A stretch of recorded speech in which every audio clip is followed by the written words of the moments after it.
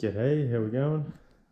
Thought I might just do a little bike check here on the bike I'm going to be racing this season and using for videos.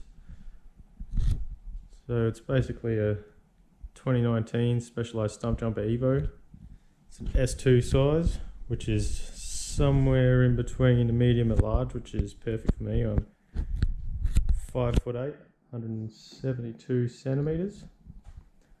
And I've always felt kind of in the middle of sizes, and yeah, Specialized have made a banger that fits me right in the middle. Sweet, I feel right in the center of the bike. So it's a 29er, I've got 150mm travel Fox 36 up the front, which is a Rhythm, which I believe uses a grip damper and a Rhythm specific air spring. Came with 3 tokens inside of it, which was just way too harsh on this sort of fork, and I've dropped that out to 1. Big thanks to Lindsey from Velo Mech for helping me out with the tool on that and helping me muck around with my settings a little bit. Always appreciate help from the big man. Yeah, so today I've had a bit of a muck around on it, and yeah, I was bottoming it out a bit to start with, but I ended up putting a bit more PSI in it. I'm 73 kilos geared up, and I have 75 PSI in it, so not too bad at all. It's a little bit plusher without the tokens in there, but you just got to be careful to find the balance between stiff with too much air and bottoming out. So you just got to muck around until you find it right, but it feels pretty good now.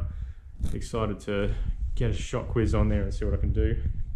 The DPX2 came with a big 0.86 spacer, so had this gigantic thing inside of it, which didn't really work for me at all, because this bike is very progressive in the linkage as it is, and this side arm here makes the whole thing very stiff, so it was super harsh. But now I've got no tokens in there. I like the way it feels over bumps, but to be honest, I spent most of today's training for gravity enduro bottoming out everywhere, and you can see that's where I've got my sag, so it's about in the ballpark and even a little bit less than I usually would, and yeah, still pretty nastily bottoming it out. So a bit of mucking around with that to do still. You can see I've got the bike, it has 2 positions. I've got it in the low position, so that's 63.5 degree head angle and very low bottom bracket. But I didn't actually strike my pedals at all today, which I was surprised with, and pleasantly surprised with, so that's pretty cool. But yeah, so I think eventually I'll go a coil shock on this, because that seems to be the go-to on most, and the Pro version that's out now, the Carbon Pro, has a coil on it as stock, so I think that kind of speaks volumes to what actually works with this bike. So yeah, fine for now, but likely to change it. Code brakes, nice big chunky calipers, loving those. Very similar to guides in the feel, but a lot more power, and they don't really skid at all coming onto the power, which is pretty cool. I like them. Lots of modulation, lots of power. Good, kind of nice levers on these compared to the guides as well. Up front, I'm just still using the stock cockpit with the Sensus grips. They're pretty thin. I didn't like them at first, but they're growing on me. I kind of like the way you can feel everything that's going on in the front end, so that's not too bad. These bars were 800mm when I got them, which is just insanely huge. So I've chopped them down to 760 and feels perfect. I'm happy with it, nice clearance.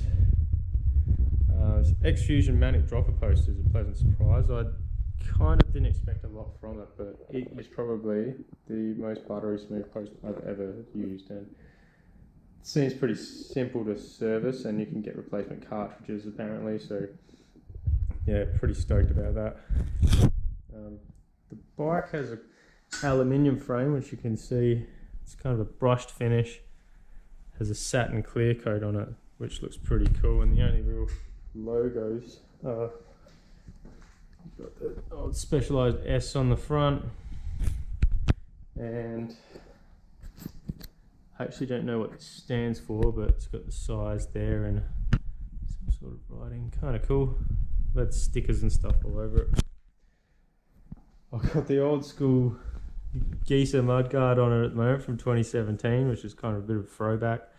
I didn't realise I had actually gotten rid of my spare one, so yeah, got that on it for the race this weekend and at Fox Creek for our local gravity enduro race. And the cool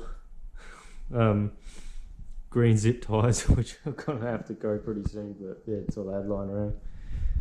170 cranks, NX, no problems with that.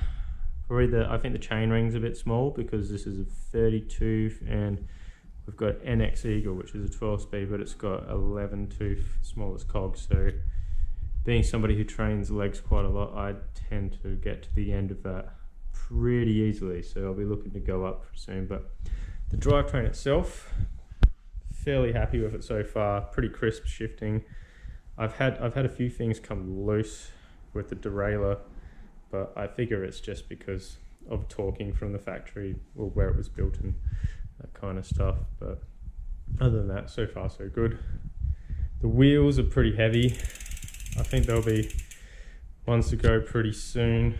I think the wheel set is over 2 kilograms, and with the NX cassette, it's bogs it down a fair bit, but I suppose that means you just got to get off the brakes and go harder for now, and I'll chuck some flows on it or something soon. I did ditch the Specialized tyres because they were 2.6 wide. They were just a little bit too squishy for me, and they rolled over in berms and everything. So gone for the old Maxxis Aggressor dual compound, 2.3 double down. Bit of extra security, so far so good. Given it one hole so far. See if I can find it. Yeah, there we go. Plugged it up on the inside. Should, fingers crossed, hopefully be alright. But my favourite rear tyre at the moment. I just wish this material they had in here was a bit thicker at the front, but it is what it is. Of course, we've got DHF on the front. Medium DHF 2.5, 3C Max Terra, EXO, front's fine. Max Terra because it's a little bit harder wearing and a little bit more cost effective. DHF just because it's the best front tyre in my opinion. But yeah, Crank Brothers mallet pedals. Yeah, grown to love those. I was an SPD guy before, and the platform on these is just fantastic and I love it.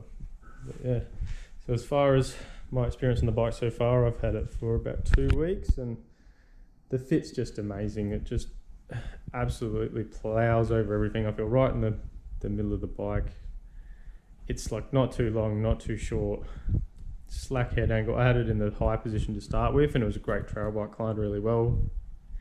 Flipped it into the low and kind of expected that I wasn't going to like it because I sat on it and it felt really slack, like a motocross bike. But today, having a ride on it, I actually maybe prefer it. It's not quite as responsive in the steering, but it just, when you get up to speed, it's just so much better over bumps and it holds lines better, and I'm just super happy with it. This bike climbs amazing. I've set multiple PRs already so far on it. Yeah, descending is just mind-blowing. Absolutely mental bike down a hill. It's a little bit shortchanged in travel, but after geeking out on forums about people anticipating this bike when it came out and then buying it and seeing what it can do. The plan is eventually to long stroke it, because you can put a 57 or a 55 stroke shock on there, no worries, which will increase the rear travel to around 160, and then I can run a 170 fork, put it in the high position, and it kind of ends up the same head angle it is now, with a little bit higher bottom bracket, which isn't which is actually ideal, because the biggest complaint with people about this is how low the bottom bracket is. So get it up in a nice position, up the capability, and it should be one monster enduro bike. But for now, very happy with how this is. This is the best bike I've ever owned. So yeah, that's basically a wrap on it. Thanks loads to Michael from Bike Society Anzac Highway from hooking this up on such short notice for me, and just getting it all together for me and giving me a great deal. If you're into a Specialized, I highly recommend checking them out. And yeah, thanks to everyone who's helped me out getting ready for racing season. My trainer Ben Braithwaite, Brave Performance, and Lindsey Collar, once again, for all your help with mechanical bits and pieces. And yeah, just anybody who's helped in any way, absolutely stoked to be getting out there and getting amongst it again. So yeah, cheers for watching. Thanks.